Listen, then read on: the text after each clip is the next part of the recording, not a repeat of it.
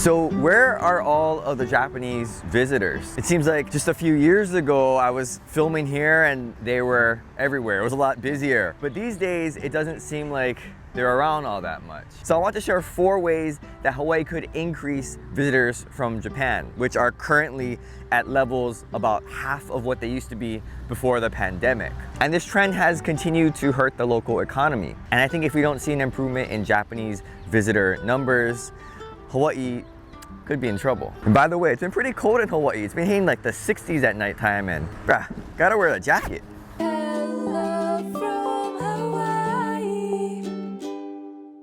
So the first thing is to improve the visitor experience, just overall for everyone, but particularly for the Japanese visitors. Now, when you look at the numbers and statistics, a lot of the visitors from Japan are repeat visitors. They've been here several times. So we need ways to keep them coming back. And I think the best way to do that is to keep improving the overall experience. And I'm not just talking about adding new spectacles or building new hotels for them. I'm talking about that customer service experience. Now, recently when I went to the Honolulu airport, I was picking up my wife and my son who had just come from Japan. And so I was at the airport and I was waiting for them by the international exit where all the Japanese tourists were exiting.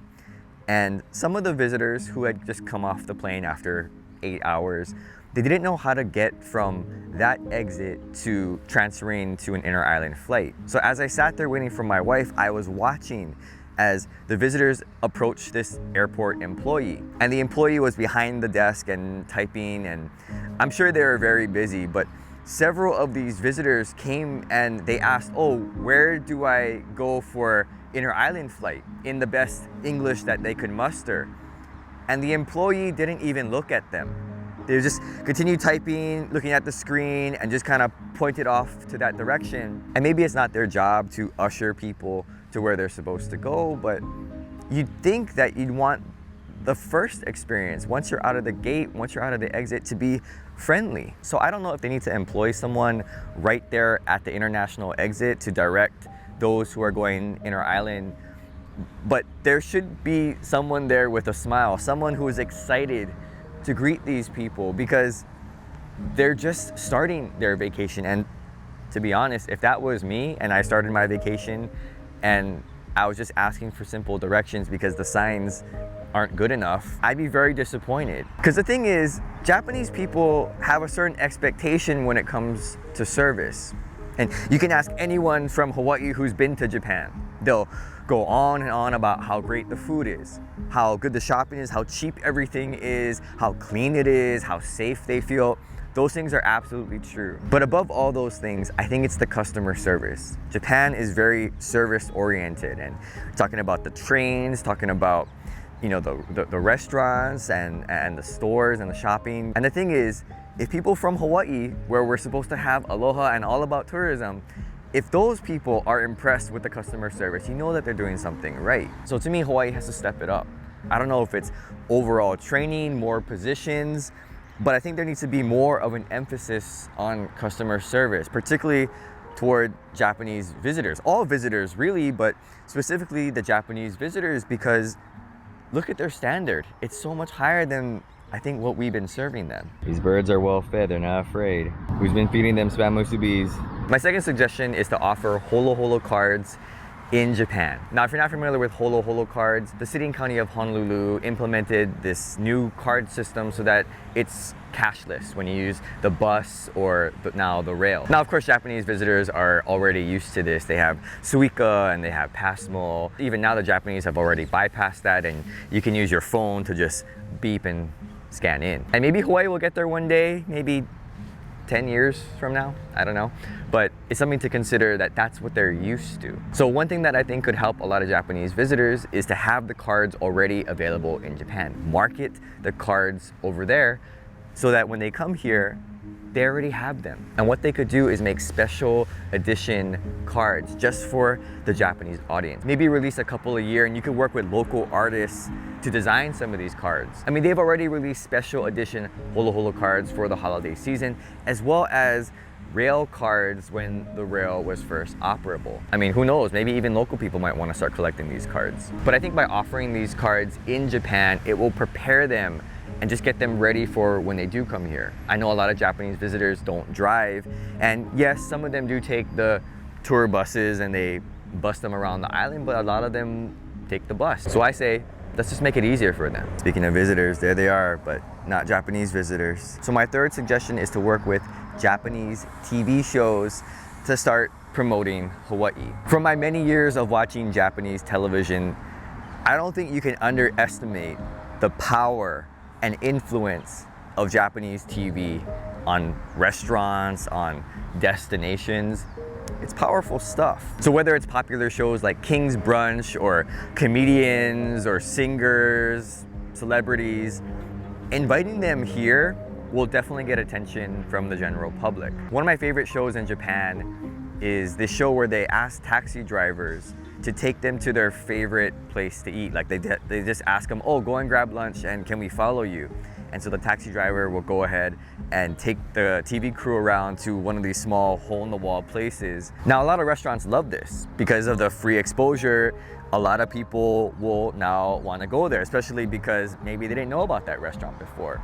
But on the flip side, I know that there's been some restaurants that have actually declined the free publicity because they're afraid that now too many people are going to start going to their restaurant because it was on TV and their regular customers aren't going to be able to eat there. But the impact that Japanese TV has on the public in Japan, I think, is huge. If the state or the counties were to work with some television shows or some celebrities, I think that you get a lot more attention on the state in the upcoming months. And maybe it doesn't have to be TV shows. Recently, there was a famous Japanese YouTuber who live streamed his Honolulu Marathon experience. And this was at a time difference of 19 hours. And so when he started the race, most of Japan was just about ready to fall asleep. And yet, he had about 30 to 40,000 viewers as a pretty regular number throughout the live stream. And by the time he finished the race, he had about 90,000 people watching. That's a lot of eyeballs watching this guy just run around a quarter of the island. And you best believe that TV executives and other celebrities and YouTubers were paying attention to that. I think the state could take advantage of that and invite them to come here, possibly live stream, and they can show other parts of the state as well as some of their accommodations and places that they like to go and visit. Maybe put together like a package for them so that they can visit certain places that do need some of the exposure. Because let me tell you, there's this one channel of former Johnny's Jr. singers that my wife absolutely loves. If you invite those 4 guys to come here to run a marathon, to go hiking, whatever, guarantee you will see an uptick in not just exposure and interest in Hawaii, but visitors as well. Because all these people, more so maybe for that audience, younger women, but still, you're gonna see a lot of people go to the exact same places that these 4 guys go. And again, just to be clear, I'm not talking about TikTokers or even Instagram influencers. I think you need some of the longer form content like television or like YouTube, because I think that audience is generally older, more affluent, and they're gonna have the ability to take time off and go. Now my last suggestion, and this one could be costly. I think it would be great to offer some sort of discount similar to Kamaaina discount for at least hotel accommodations. Now I really think a big reason why the Japanese visitor numbers are down is because of the yen. I mean, it's about 145 right now to the dollar, which is not great. I mean, it's great for people in the US who want to go to Japan and go shopping because it's like everything's almost 50% off.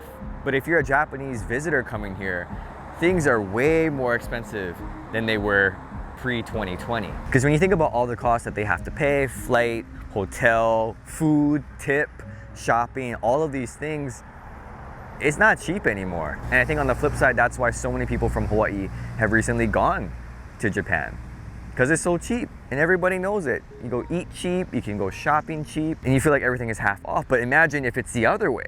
If things were like 50% more in Japan, you think people in Hawaii would want to go? Absolutely not. So I think it would be great if they could offer some kind of discount card, maybe through the hotels. They can work with maybe JTB or some of the travel agencies. Maybe something like just waiving off the TAT or transient accommodations tax for some of the visitors. And maybe this is something that the state can partner with some of the local hotels. It wouldn't be mandatory, but for the Hawaii Tourism Authority, the new head of the board, he's pretty connected to some of the hotels, so maybe they could work something out. Because not only will this encourage Japanese visitors to stay in traditional accommodations like hotels, but I think it sends a very good message to the Japanese visitors that we view them as extended Kamaaina, that we value not just their money, but their presence here as visitors. Now, of course, there's gonna be fiscal impacts to this. You're gonna have less tax revenues from TAT, but I think what may happen is maybe we can make up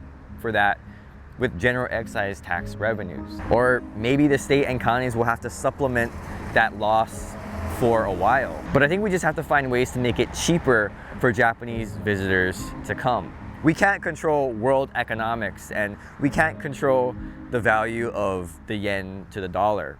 But what we can do is find ways to make it cheaper for them. And again, communicate that very clear and let them know that, yeah, we want them to come and we're gonna try and do something for you. Now, maybe none of these ideas will come to fruition, but hey, I put them out there. Maybe something will come of it. But I think we need to really rethink our brand as Hawaii, particularly to the Japanese market in this struggling economy. I mean, it's not the 90s anymore. Hawaii can only get by on its romantic history and allure for only so long. Sometimes I think Hawaii just tries to get by on its good looks from the past. Kind of like your stereotypical high school cheerleader or jock who maybe during that time they could just get by on their popularity and their attractiveness. But eventually, as time goes on, they ain't gonna look like that forever. And as the world gets smaller through globalization and the internet, Hawaii is not a mystery anymore. You can pretty much see anything you want now online. And the marketing can only get you so far. People aren't dumb. When they see things online and then they come here and they realize it's not like that, they're gonna tell their friends. And if word spreads enough, that marketing, it's just gonna be blocked out. So again, sure, we can upgrade things here in Hawaii. Upgrade the stairs at Diamond Head, add a few more luau's, maybe create some zip lines or open up new restaurants. But I think improving the visitor experience for the Japanese in particular doesn't have to be expensive. It can be something as simple as just caring more. It could be talking with them, making sure that we improve ourselves, we check ourselves. And I know it's very difficult with how things have been recently in the economy. I know people are still struggling, but I think this is very important. I think we have to take a hard look at the brand of Hawaii, the visitor experience, and what are some people not liking? And we try to address those things. And again, it doesn't have to cost a lot of money, but I think it does take time and attention and a very good plan. So thanks for watching and aloha.